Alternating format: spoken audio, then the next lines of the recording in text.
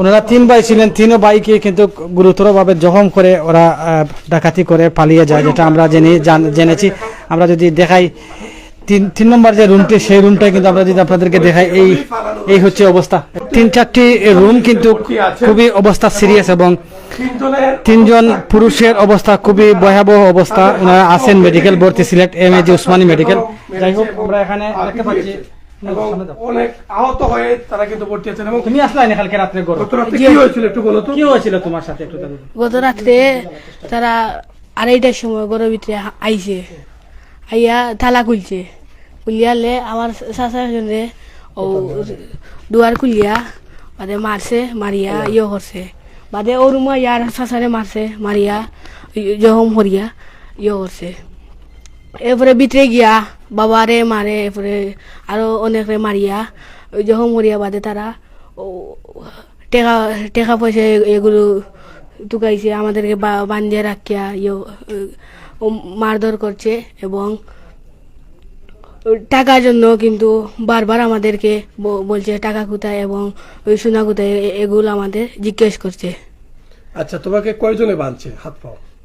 2 জন। বাঁধছে। তুমি কয়জন দেখেছো টোটাল ভিতরে? টোটাল ভিতরে 6 থেকে 7 জনকে দেখছি।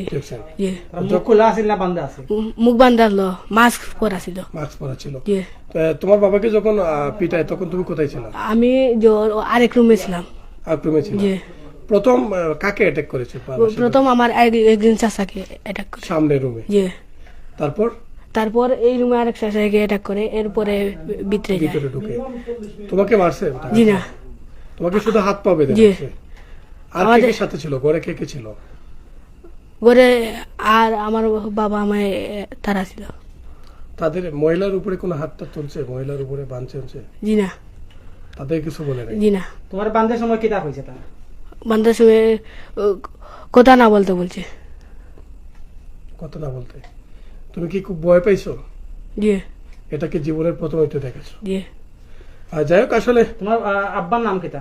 মোহাম্মদ ইউসুফ খান। আর তোমার যে 2 চাচা আহত হয়েছেন, একজন ইউনুস খান সাইদ আর একজনের নাম ইয়াকুব খান সালেহ। তারা কোন জায়গাতে আছে? তারা উসমানী মেডিকেল আইসিইউতে ভর্তি আছে। আমার 3টার দিকে আমাদের ওই যে চাচাতো ভাই যে সালেহ, যেটা যে আহত হয়েছে, সে আমার গ্রিলেগে ডাকছে যে ও মুর্শেদ ভাই, আমার ভাই, আমার নাম ধরি, আমার আরো ভাইদের নাম ধরি। হঠাৎ দেখি যে ডাকে সালেহের শব্দ, আমরা ওইটা দেখি যে প্রায় 3টা হয়ে গেছে। 2:55 বা 3টা এরকম হবে, এখন একটা আমরা 3:02 হবে। তা আমরা সালেহের অবস্থা কি হয়েছে? সালেহ কই দেখি রক্ত দেখি, আমি ডরাই গেছি। কই সালেহ রক্ত দিতা তো? কই ভাই আমরা তো ডাকাইতে আমরা সব বাইরে মারছে, এখন গরো বান্ধিয়া। আমি কইলাম এটা খিতা হচ্ছে। আমরা তোমরা আপনাকে ফোন দিলাম, ফোন দেওয়ার কোনো অবস্থায় ফোন নিছে কি? যাই হোক, আমরা এর ভিতরে আমরা এলাকার মানুষের ফোন দিছি, সব মানুষ এসে আমার বাড়ির বাইরে চাষাগর বাইরে কুলিয়া, আমরা বাড়ি এসে দরজা কুলিয়া, আরও আমার চাষাগর অন্তত আছে, সব না বাড়ি আশপাশের বাড়ির লোক আইসেন। আমার পরে আমরা এই বিষয়টা দেখছি, দেখার পরে আমরা তো থানাতে ফোন দিছি। প্রথমে থানার এসআই ইসমাইল ভাই আইছিল, ওনার লোক নিয়া আসার পরে আইসেন এই তদন্ত স্যার আসার পরে আবার আসছেন ওসি স্যার, মানে আইন শৃঙ্খলার লোক আমাদের এই কাজে ঘটনা শোনার পরে যথেষ্ট সহযোগিতা ওনারা করছেন, আলহামদুলিল্লাহ। FBI CID আসছেন, ডিবি অফিসার আসছেন, এরপরে আপনার ওই যে এসি স্যার, এরপরে ডিসি স্যার, সবাই আসছেন। আসার পরে তারা যথেষ্ট এই আলামত নিছেন। আর ওই যে তাদেরকে মারছে আমার ইউসুফরে, আমার চাচাতো ভাই যেটা ইউসুফ বড়, সেটা একটু বেশি মারছে। এরপরে তার 2 নম্বর সালেটারে মারছে, সাইদরেও মারছে। তারা সবাই মেডিকেল চিকিৎসাধীন। আমরা মাথায় আঘাত করছে, সবাই মাথায়। আর কি দিয়ে আঘাত করছে আপনি জানতে পারছেন? এইগুলা ওরা বলছে যে এই রডের টুকরা, এই 5 বুঝে GI5 এর টুকরা, আর ওই যে দিয়ে ডাল দিয়া।